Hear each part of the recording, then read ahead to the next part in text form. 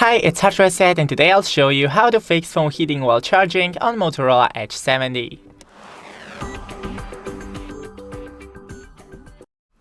So first things first, it is totally normal for your phone to overheat while charging, especially when you're using a fast charging, but we can minimize that by firstly going into settings and disabling charging boost.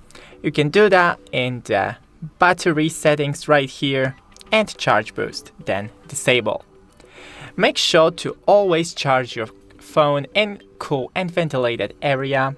You can remove the case of your phone to improve the heat dissipation. Avoid using your phone while charging, just leave it on a nightstand and let it charge properly, and use the original charger and a cable. Thanks for watching, don't forget to leave a like and see you in the next one.